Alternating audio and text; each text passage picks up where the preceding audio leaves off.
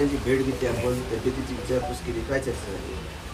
सगळ्यात महत्त्वाचं, जरांगे पाटलांनी जो आत्तापर्यंत समाजाचा लढा उभा केलेला आहे आणि तो लढा उभा करीत असताना स्वतःच्या जीवाची कुठली पर्वा न करता, म्हणजे आज मी डॉक्टरांशी चर्चा करत असताना त्यांनी सांगितलं, ज्यावेळेस त्यांनी या संघर्षाला सुरुवात केली त्यावेळेस त्यांचं वजन 51 किलो होतं. नंतर मधल्या उपोषणामध्ये काहीतरी त्यांचं 42 किलो वजन झालं आणि आज 36 किलो वजन झालेलं आहे. मी तर या आपल्याद्वारे विनंती करतो की त्यांच्या ज्या मूळ मागण्या आहेत त्या मागण्या लवकरात लवकर त्यावर तोडगा निघाला पाहिजे. कारण हे किती दिवस भिजत घोंगडे ठेवणार आहोत आपण, एक तोडगा करणं गरजेचं आहे. कारण शेवट समाजासाठी लढणारा माणूस, त्याच्यासाठी आपण सगळ्यांनी आज आपण सर्वजण त्यांच्या पाठिंबा देण्यासाठी सर्वजण असतोच, पण शेवट संघर्ष हा त्यांना करावा लागतो. ज्या वेदना जो त्याग आहे तो त्यांना करावा लागतो. मी तर राज्यातील सर्व प्रमुख नेते मंडळी असो, सन्माननीय मुख्यमंत्री असो किंवा अनेक त्या संबंधित विभागाचे मंत्री महोदय असो, त्यांना सांगतो की लवकरात लवकर जरांगे पाटलांच्या ज्या मागण्या आहेत त्या मागण्यांचा विचार करून लवकरात लवकर तोडगाच निघाला पाहिजे ही या ठिकाणी अपेक्षा व्यक्त करतो. जरांगे पाटलांनी सरकारला 1 महिन्याचा वेळ दिलेला आहे. शंभूराज देसाई यांच्या उपस्थितीत उपोषण सोडलं.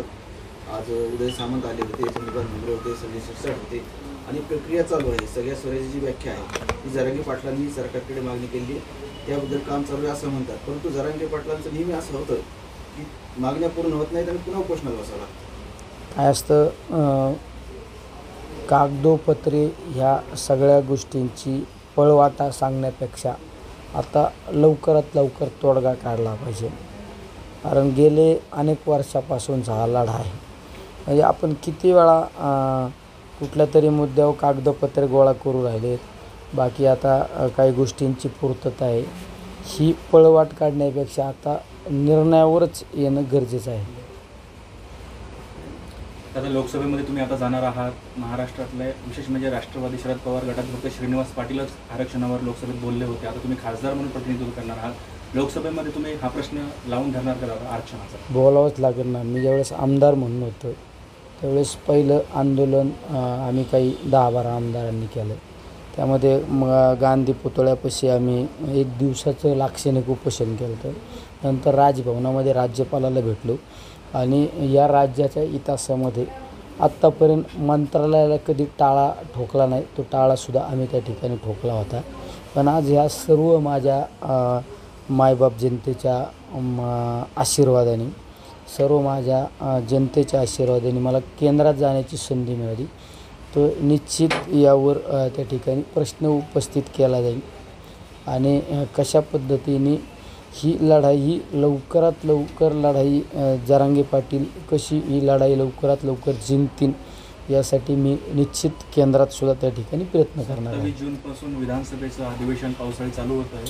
विशेष चर्चा, असं काही स्पेशल सत्र बोलवण्यासाठी तुम्ही प्रयत्न करणार का महाराष्ट्र विधानसभेमध्ये? शेवट त्या अधिवेशनाच्या बाबतीत आता मी त्या सदनाचा सन्माननीय सदस्य नसल्यामुळे तरी पण मी त्या ठिकाणी अध्यक्ष महोदयांना पत्रव्यवहार करून विशेष अधिवेशन बोलवण्याच्या संबंधित त्या ठिकाणी विनंती करणार आहे. सर, आज पाटील साहेबांशी तुम्ही आता बोललात, काही सूचना केल्यात, त्यांनी काही तुमची चर्चा झाली आहे सर? सर्वात महत्त्वाची मला ही काळजी वाटते त्यांच्या तब्येतीची.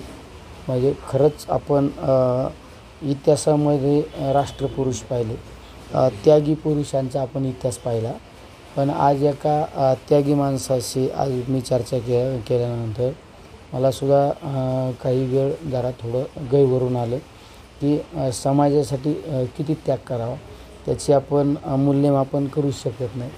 त्यामुळं मलासुद्धा मी डॉक्टरांशी चर्चा केल्यानंतर की निश्चित डॉक्टरांना सांगितलं आणि त्यांच्या काही सहकाऱ्यांना सांगितलं की त्यांच्या तब्येतीची काळजी घेणं गरजेचं आहे.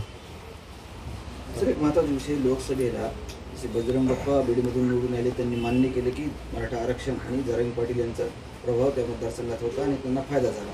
तुमच्या मतदारसंघात तुम्हाला जरांगे पत्राचा किती फायदा झाला? माझ्या मतदारसंघात सुद्धा फायदा झाला, पण माझ्या मतदारसंघामध्ये एक संमिश्र परिस्थिती होती.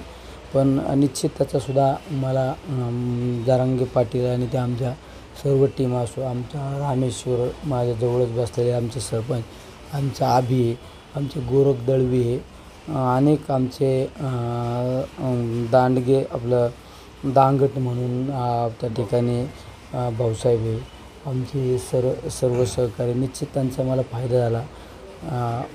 सर्वच आमचा आढाव म्हणून त्या ठिकाणी मदन आढाव, अशा अनेक सहकाऱ्यांनी त्या ठिकाणी निवडणुकीमध्ये काम केलं.